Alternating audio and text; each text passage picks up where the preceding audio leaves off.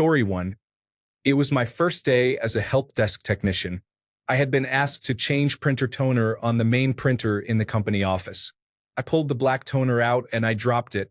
The thing exploded like it was a New Year's fireworks show. All over me, all over the floor, all over the printer. Even 10 years later, I still think they're digging toner out of the cubicle. I looked like one of those cartoon images where Elmer Fudd was given a bomb just before it exploded and then it blew up. Fortunately, my boss was my friend, and he laughed his head off. Photos, email distribution, the works. I made my best effort to clean it up until the facilities guy shoved me aside and said, "Let me do it," with his nuclear-powered backpack vacuum. I'm just glad it wasn't the yellow I dropped. I didn't want to look like I peed my pants all day. Story 2. I had just started a new job as a registered sales assistant at a major firm. All fresh and excited with my new Series 7, I was ready to do trades. My supervisor handed me a client statement and told me to liquidate the holdings. Not noticing that some of the holdings were highlighted, I proceeded to liquidate the entire account instead of about 25% of it. The worst part was that I didn't realize it until she came over. She could see the trades in real time as I was selling and asked me what I was doing. I got red, heated, and ran to compliance to get it fixed. Our compliance officer told me to dry my tears, take a walk, and have a Coke. He called it my rite of passage. Never had another trading error. Story 3. I was a brand new, right out of college computer programmer back before we had software developers. We worked on mini computers at the time, and I had a long process that I needed to run which tied up my terminal. I went into the storage closet and dragged out another terminal so that I could do activities while the process ran, an old version of multitasking. You kids have no idea how easy you have it nowadays. Well, because the new kid had 2 terminals, none of the other programmers wanted to look less productive, so everyone else did that. Then, a week or so later, the president of the company came back to the programmer area so he could mess around with some new hardware that came in. He looked around and said, "Looks like everybody has 2 terminals now." Being smart, I quickly quipped, "Well, we all have 2 hands," which was met with silence. Usually my quips get at least a chuckle. It was then that I remembered that the president of the company did not, in fact, have 2 hands. He had a birth defect and one did not develop properly. Story 4. Got a basketball stuck high up in a tree one time. I thought it would be a good idea to throw a rock at it to dislodge it. My dad's car was under the tree, and the rock went right through the windshield on the way down. Story 5. I just started a new cooking job at my dream restaurant. I had been there for a couple of weeks, and I was prepping in the back kitchen when I went to put a cutting board back on the rack. I didn't realize it was falling to the side, and it was too late when hundreds, if not thousands, of dollars of restaurant white dishware fell, shattering to the ground. Plates, bowls, ramekins, trays, you name it. I still can't believe they kept me. Story 6. Recommended a friend of mine to work with me. Gave him extremely high praise because he truly does deserve it. He failed the drug test. They found cocaine in his system. Last time I ever recommend anyone for a job. Story 7. I got a text from one of my higher-ups in the military about needing to change barracks rooms, and he had a condescending tone. I immediately took a screenshot and sent it to my girlfriend with the caption, "Look at this person." But as soon as I hit send, I realized I sent it back to him instead. The following days were not fun for me. Story 8. Somehow, when I was in high school in the late 1990s, everyone who still lived at home at the time had waterbeds, which made moving into a new house a bit of a pain. I remember getting all of the beds set up and having the garden hose in the last one to fill it up. While this was happening, the van with the rest of the household items arrived, and everyone went to start unloading. No one was watching this last waterbed fill. Several hours later, over pizza, my sister came into the kitchen and said that the carpet in the hallway was wet. And we all had a collective, really messed up moment. The bed had overfilled to the point that the fill nozzle was about 3 feet over the sides of the frame, the mattress was horribly stretched, and the hose had detached and was dumping water onto the floor. It took several hours to vacuum the water out of the carpet, but we were able to deflate and salvage the mattress at least. Story 9. Coaching my young 7-year-old son's hockey team, and after a few practices, I just have to walk up to one of the mothers. Trying to be open. Excuse me, but is there any chance you have a younger sister that went to our high school? Mother, trying to be open. It's me, trying to be open. Surprised. Story 10. I was hacking my way through the woods with a machete when, instead of cutting through a vine, it redirected the force downward. I looked down and noticed a hole in my pants. I tried to take a step, and then I knew something was wrong. I had hacked into my shin just below the knee. It took a few minutes to really start bleeding. It was just this big open cut. Story 11. I once got chlamydia and decided to tell my sexual partners from the past 6 months to get tested just to be sure. I opened up Facebook and messaged one I had been with at just about the 6-month mark. After I clicked send, I realized I was logged into a different woman's account that I was seeing at the present time, who had used my computer and forgot to log out. I couldn't help but sit there and shake my head at my mistake. And yes, I had very awkward conversations with both of them after that. Story 12. Would not say it is my favorite, but it is the one that haunts me the most. When I was in college, I went to a computer in the school library. They were on these big circular desks with computers all around. It was morning, so I was kind of tired. Some people were on the computers working already, and me being kind of tired still, I sat there, got on a computer, and then I stretched my arms and then stretched my legs out. Unfortunately, the power strip for the computers was near me on my side, and my foot hit the button on the power strip and turned off all the computers on that desk. I do not remember what she looked like, but I still remember the kind of look of quiet anger and frustration on this girl who was working on a paper, just suddenly losing all of her work. She just quietly got up and walked away. I would have felt better if she just stood up and punched me in the face. Story 13. When I accidentally sent a spicy text meant for my partner to my family group chat. The sheer panic that set in as I realized what I had done was unreal. Story 14. My brother tells a tale of woe about the day his college girlfriend was obviously just itching for a fight. They were hanging out when she complained about the weight she'd gained. He said he hadn't noticed. She called him a liar. He maintained that he hadn't noticed. Finally, she said, "Dude, I'm exactly 5 feet tall, and I've gone from 100 pounds to 110. That's like 20 pounds on a regular-sized person. How could you not notice? Either you're lying or you don't notice me at all. So which is it?" So my brother finally, and reluctantly, said, "I guess I can see it a little, but you look gr."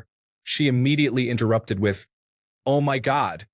I can't believe you just called me fat." This led to the biggest fight they'd ever had until their eventual breakup a full 2 years later. Story 15. When I was in college and my dad lived in Washington, D.C., he bought me a plane ticket to visit him. I went to Texas A&M University, so the closest major city was Houston, and I'd never flown out of there before. I arrived at the airport about an hour and a half before my flight, and I couldn't find the check-in for Southwest Airlines. I asked an airport employee, and he gave me a look like, "Dude, please tell me you're not being serious right now." I was at George Bush Intercontinental Airport, and Southwest only flies out of Hobby Airport, which is all the way on the other side of Houston, and it was rush hour. I did not make the flight. Story 16. I was fresh out of undergraduate school and working at a small university. One of my coworkers came out crying, so I asked her what was wrong. She said she just got a phone call that her sister lost her leg. I didn't mean to say it, but my brain decided for me, and I replied to her, "Oh, well, I hope she finds it." Her sister's leg was run over and cut off by a trolley. They did not need help locating it. She did take the joke like a champ, though, and even thanked me later for adding some lighthearted humor and making her laugh. Like her sister's leg, I left the part where I didn't mean to say it cut off. Story 17. We were shooting a small short film in my school a few months back. I was making a small music video alongside it. We finished shooting both at the same time, and I left them unedited for a few weeks because I got caught up with exams and was stressed every day. 2 days before we were supposed to submit the short film and the music video, I started editing. I worked for about 12 to 14 hours across a 16-hour window and submitted both, the short film to the short film competition and the music video to another one. Except I didn't. The music video went to the short film event, and the short film went to the music video event. Needless to say, both of them failed. Story 18. Long ago, we were all tripping balls in a crowded Mexican restaurant. One of my friends took a big mouthful of refried beans and said, "I hope this doesn't make me fart in the car." I answered, "Beans don't make me fart." Just as a sudden and total lull settled over the dining room. Everyone was staring at me, and the acid made their eyes look huge. I just said meekly, "Rice does," and wished I was dead. Story 19. Not me, but my now husband. I have very weak wrists that hurt easily. Early on in our dating relationship, I was giving him oral sex. He was laying on the bed, and I was supporting my body weight on my wrists, which hurt. He said, "What you need is one of those whale slings." He meant something that would take the pressure off my wrists, but maybe don't suggest your girlfriend needs anything fit for a whale mid-act. It's been 10 years, and I still tease him about it. Story 20. My boss once asked me to quickly do something, to which I replied, "We'll do later. I'm still super busy." The next day, when I got into the office, everyone was laughing their asses off when I entered. It appears I sent super busty instead of busy. Story 21.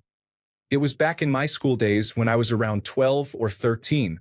We had an exam and I didn't pass it because I was too lazy to study, like most of the time, but this time I actually failed.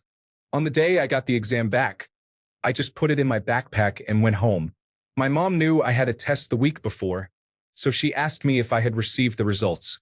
Since it was a Friday, I told her, "No, not yet," because I wanted to enjoy a nice weekend. She didn't ask any further, so I dropped my bag in my room and had an amazing Friday. The next day, I went out grocery shopping or something like that with my dad, while my mom stayed home to prepare lunch. While she was in the kitchen, she also decided to turn on the dishwasher and went looking for the lunchbox she had given me for school.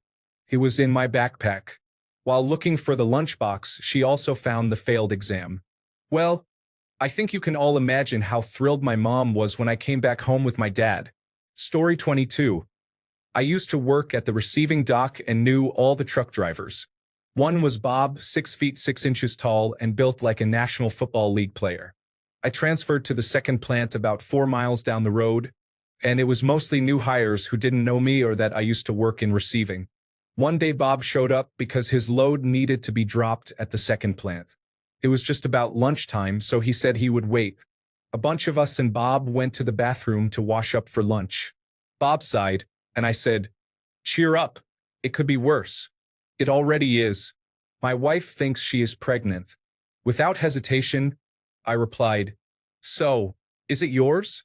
Everyone in the room had wide eyes, and they were all thinking this guy has really messed up and is about to be beaten to death. Bob just looked at me and said, "Yeah, that was the first thing I asked her." Story 23. When I was 19, I was driving my dad's Cherokee in the woods on a 2-track. It wasn't anything too wild, and I knew the way, but I unfortunately hit a stick or a stump or something that popped the tire instantly. I hopped out and looked for a spare, but there wasn't one under the trunk cover. It may have been suspended under the chassis, but I didn't know to look there. I had to call my sick mom and wake her up so she could come pick me and my girlfriend up out of the woods. I had to leave the Jeep sitting there. The next day, I rode with our mechanic down the trail so he could tow it out. He had to hop out and use a hatchet to cut out a small tree that was blocking the way of his tall tow truck. He almost threw out his back. I felt terrible just watching him. The tire popping was an accident, but the lesson learned that day was to make sure you have a spare and know how to change it. Edit. I didn't find a jack either, which made me think there was no spare anywhere. My dad bought it with beefy aftermarket tires, and I'm assuming whoever put those on was too cheap to buy a 5th spare tire. Story 24. A few years ago, I was working at an HMV online warehouse back when CDs and DVDs were still a thing. We had this persistent issue that had been dragging on for months. At one point, some big bosses came for a visit, including the chief executive officer of the entire company. During the visit, one of the floor staff decided to ask the chief executive officer about the issue in front of the entire workforce. He played along and said he would look into it, which we all knew was unlikely since it was so far below his pay grade. Fast forward a few weeks, and I was sending yet another email about the same issue. Half jokingly, I added, as the chief executive officer said he would look into it. The problem? I was not 100% sure how to spell his name, so I started typing it into the carbon copy field to let it auto-populate, thinking I would delete it after. Except I did not. I hit send.